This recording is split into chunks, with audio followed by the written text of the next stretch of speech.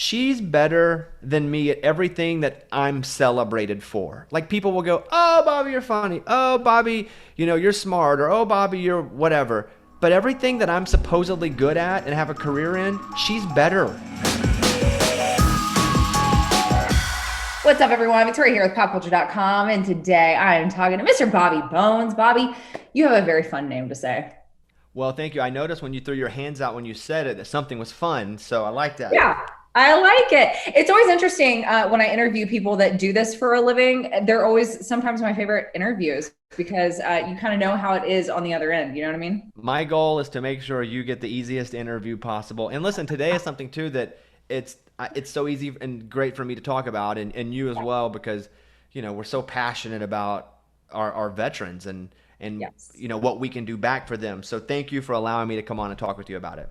Absolutely. Listen, we're going to get to that here in just a minute. But first, I want to check in with you and see how you're doing. Last year was a doozy. This year has still been kind of rough for everyone. I know you just got married, and I want to touch on that. But how are you thus far in 2021? I think I'm okay. I think I'm like everybody else. Some Yeah. days are good. Some days are a bit of a setback, at least career wise. I mean, personally, man, you feel guilty saying that things couldn't be better, but I just got married to like the coolest person in the world, and that's been awesome. And I keep waiting, like, is this ever not going to be awesome? And maybe my friends go, "Oh, it's honeymoon period." Okay, well, let me have it then. There's no need to tell me that things, Yes.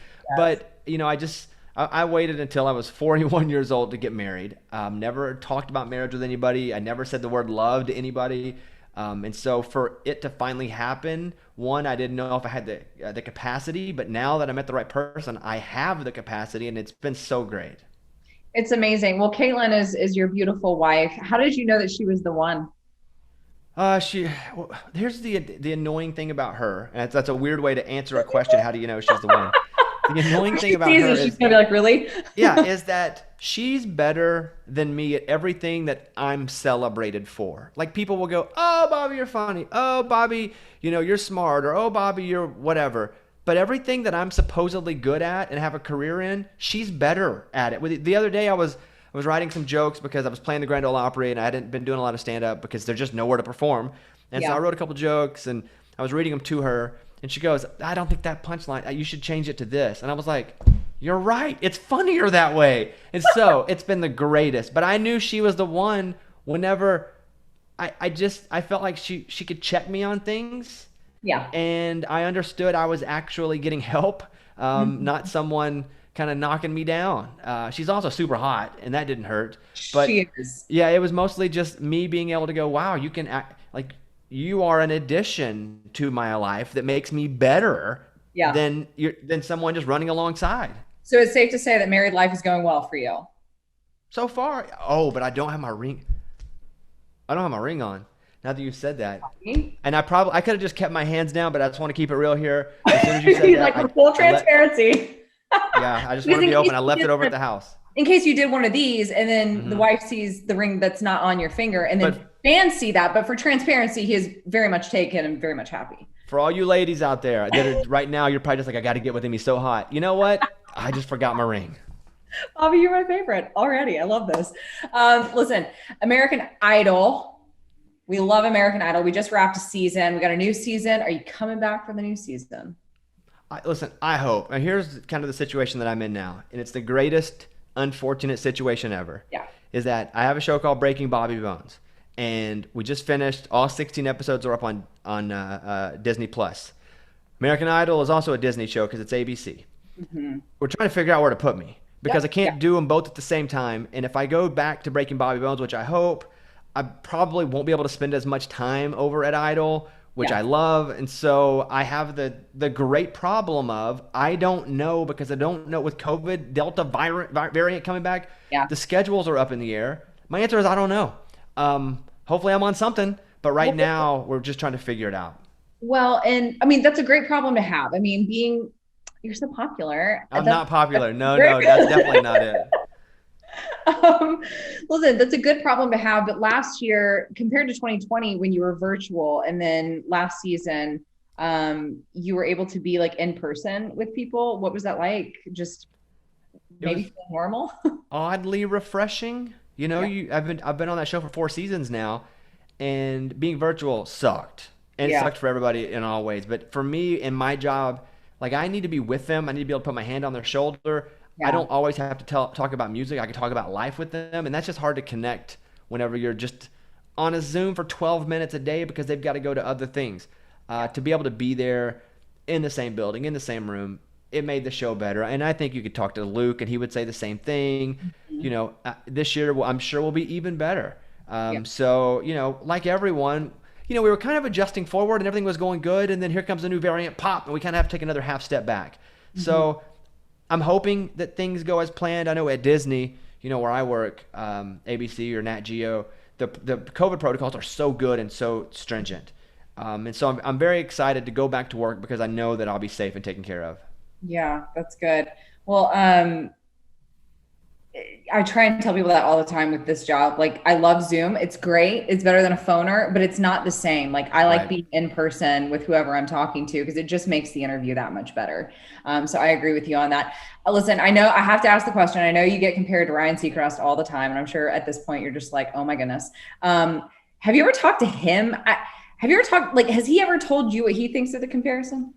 Well, first, I do get that comparison, but I'm like a gas station version of Ryan Seacrest, like not the, like, it's not that fresh, What a way to it's the, describe that.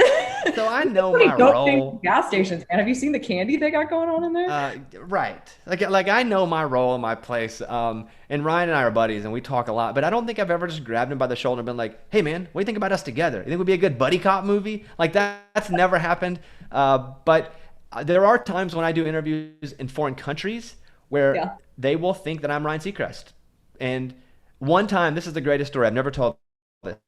So Oh, it just popped into my head. getting an exclusive. I was in the back. I was in the back of a car, and they send cars to pick you up and take you places when you're in LA because it's all fancy over there.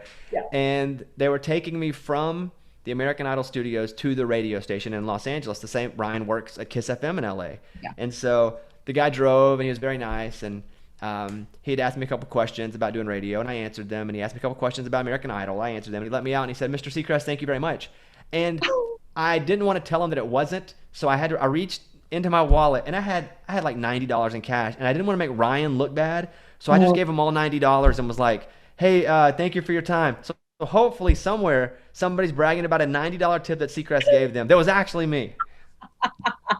you heard it here, folks, for the first time. $90. I'm sure Ryan thanks you. Have you told Ryan that story?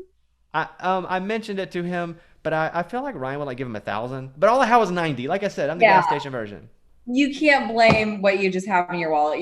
He's lucky you got 90. I don't carry cash in my wallet, so good for you for doing that. Excited for American Idol. I think you do a fabulous job. You're obviously great at hosting, and also I feel like you're a counselor on there. So good for you. Thank you.